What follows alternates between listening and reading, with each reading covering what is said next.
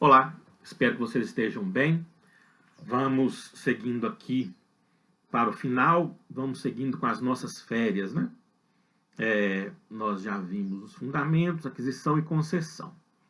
Vamos terminar o capítulo da duração do trabalho com algumas situações mais práticas, principalmente que dizem respeito à remuneração das férias. Como nós já vimos, as férias elas consistem em período de descanso, descanso anual remunerado. Então nós temos que saber dizer, contar, contabilizar essa remuneração.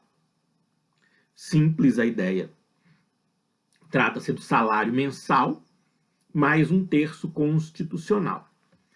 Então, se eu vou ter férias em dezembro, receberei salário de dezembro mais um terço. Por que mais um terço?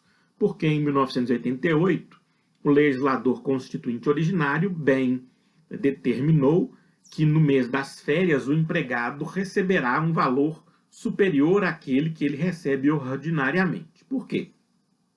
Porque no período de férias presume-se que ele terá um gasto também superior ao que ele tem ordinariamente. Portanto, ele receberá o salário que seria devido no mês da concessão, mais um terço constitucional. Quando o salário é variável, e aí nós vamos estudar salário variável em breve, comissionista, por exemplo, comissionista não tem salário fixo, nós já vimos isso. O artigo 142 trata não só do salário variável, mas também do salário mensal. No caput trata do mensal e nos parágrafos trata do salário variável. A regra é: do caput, o empregado receberá durante as férias a remuneração que lhe for devida na data da sua concessão. Os parágrafos trazem outras bases de cálculo que vocês devem treinar aí para os casos do salário variável. Em regra, nós teremos a média da remuneração mais um terço constitucional. Seja a média da remuneração do período concessivo ou a média da remuneração dos últimos 12 meses. Do período concessivo, parágrafo 2º. Dos últimos 12 meses, parágrafo 3º do artigo 142. Vejam aí na CLT, façam as contas, façam exercícios. É simples, não tem muita dificuldade aí não. Você vai aferir a média da remuneração, né? Média, você soma os 12 meses e divide por 12. Esse é o valor do salário variável e a ele você aplica um terço constitucional. A jurisprudência consolidada, súmula 171, salvo na hipótese de dispensa do empregado por justa causa, a extinção do contrato de trabalho sujeito o empregador ao pagamento da remuneração das férias proporcionais, ainda que incompleto o período aquisitivo de 12 meses.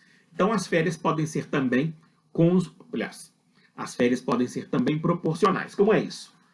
Imagine que o empregado tenha trabalhado no período aquisitivo, primeiro, segundo, terceiro, tanto faz qual período aquisitivo, que ele tenha trabalhado 5 meses no período aquisitivo e que ele foi dispensado sem justa causa. Se ele trabalhou 5 meses no período aquisitivo, ele vai receber 5 dozeavos de férias. Como é que eu calculo? Eu pego o salário, divido por 12 e multiplico por 5. 5 dozeavos de férias proporcionais mais um terço constitucional, porque o terço constitucional acompanha as férias sempre. Sejam essas férias integrais, vencidas, proporcionais, o terço constitucional sempre estará presente quando houver qualquer pagamento de férias. Súmula 328 fala do terço. O pagamento das férias integrais ou proporcionais, gozadas ou não, na vigência da Constituição de 88, sujeita-se ao acréscimo do terço previsto no respectivo artigo 7º, inciso 17. Portanto, sempre que houver pagamento de férias a qualquer título, o terço acompanha. Depois tem uma olhada na súmula 7 do TST. Ela trata... Vamos abrir aqui. Abram aí o livro de súmulas de vocês, que eu estou aqui no meu. Falar apenas de base de cálculo, de indenização de férias. Depois vocês deem uma olhada, é mais para processo, mas tudo bem. Uma outra exigência do empregador, interessante, é que ele tem que antecipar o valor das férias antecipar antes, né? Ele tem que antecipar o valor das férias do empregado na forma do artigo 145 da CLT. O pagamento da remuneração das férias, e se for o caso, o do abono, que nós vamos ver daqui a pouco, serão efetuados até 2 dias antes do início do respectivo período. O que isso quer dizer? Quer dizer que antes do início do gozo das férias, o empregado tem que receber a remuneração. Então haverá aí uma antecipação. Por que dizemos antecipação? Nós vamos ver na unidade 2 que o empregado recebe salário como contraprestação. Se eu presto meu trabalho no mês de novembro, no 5º dia útil do mês de dezembro, eu recebo o meu salário do empregado seletista.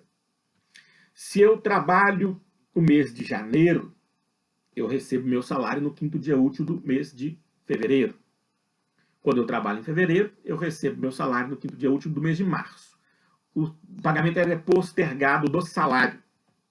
Das férias, o pagamento é antecipado. Se eu vou ter férias a partir do dia 3 de dezembro, eu tenho que receber o valor de dezembro no dia 1º de dezembro. 2 dias antes, pelo menos. Para quê? Para que eu tenha férias com dinheiro no bolso. Então, a regra da antecipação do artigo 145 da CLT. Além disso, se o empregado quiser,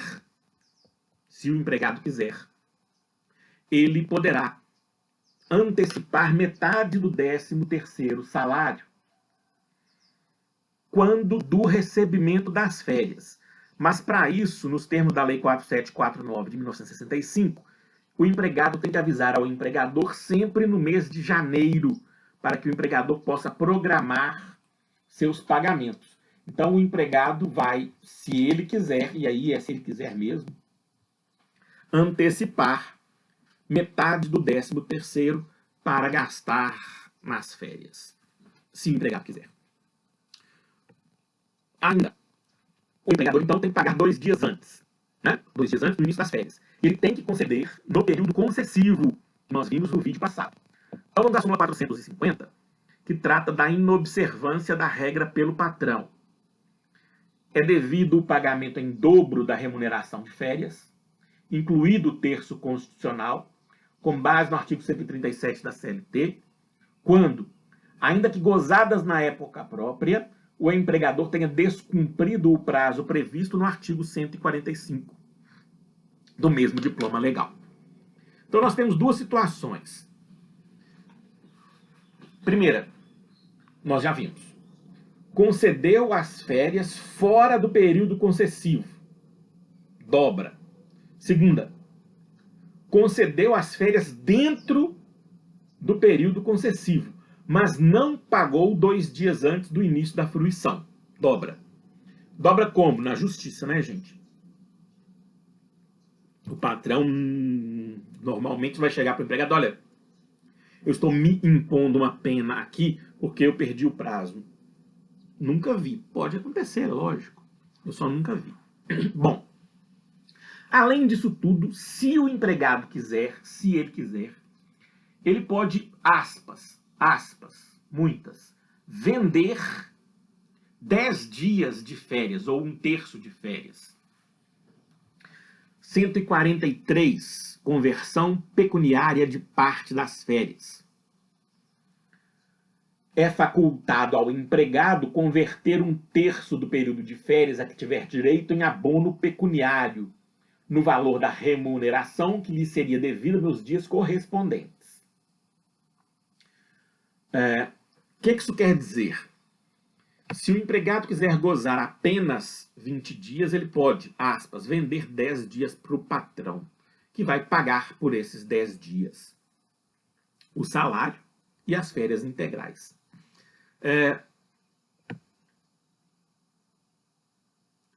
Esse é um direito potestativo do empregado, ou seja, se ele quiser, o patrão tem que converter esse 1/3. E a natureza jurídica é indenizatória, a gente trata disso mais adiante. Com relação aos domésticos, vejam lá o artigo 17 da Lei Complementar 150, não há muita diferença. Os procedimentos formais estão aí, comunicação escrita ao empregado, na forma do artigo 135, tem que anotar na carteira, física ou digital, e tem que antecipar os pagamentos, conforme eu disse no artigo 145. Por fim, as férias coletivas. Tudo que nós vimos até agora diz respeito às férias individuais. Para cada empregado, um procedimento. Para cada empregado, o empregador escolhe quando conceder férias dentro do período concessivo. Mas há uma exceção a esse tratamento individual nas chamadas férias coletivas, que, como o nome indica, elas abrangem toda a estrutura do empregador ou determinados estabelecimentos ou setores desse empregador, na forma do artigo 139. Poderão ser concedidas férias coletivas a todos os empregados de uma empresa ou de determinados estabelecimentos ou setores da empresa. Como é que se dá essa fruição pelo grupo? As férias poderão ser gozadas em 2 períodos anuais, desde que nenhum deles seja inferior a 10 dias corridos. E aí o empregador, dependendo da demanda que ele tem de trabalho, ele concede férias coletivas para todos os seus empregados ou para um grupo em até 2 períodos. E aí o empregador pode fazê-lo unilateralmente, ou seja, ele determina isso para todo mundo, ou ele negocia com o sindicato. Muito bem. O tema das férias eu quero que vocês leiam na doutrina. Vejam lá, por favor, complementem o estudo na doutrina, que é o que está combinado para o ensino remoto. Então, com isso, gente, nós encerramos a unidade 1, que é duração do trabalho. Vocês têm agora um compromisso muito importante, que é fazer exercícios. Os exercícios estão disponíveis na plataforma Moodle da UFOP e estão disponíveis no meu site, direitodotrabalhoessencial.com.br. Vocês, se tiverem dúvidas, vocês podem me demandar no chat da plataforma Moodle e podem me demandar também por e-mail. Eu não passo padrões de respostas coletivamente, eu apenas aponto soluções. É também possível contar com os estagiários de docência da disciplina para a resolução dos exercícios. Vocês podem marcar com os mestrandos ou com a mestranda. Então, com isso, nós terminamos a unidade 1, que é duração do trabalho. Façam uma revisão doutrinária, façam um acompanhamento jurisprudencial, façam os exercícios e tudo vai dar certo. Um abraço para vocês e até a próxima unidade. Obrigado.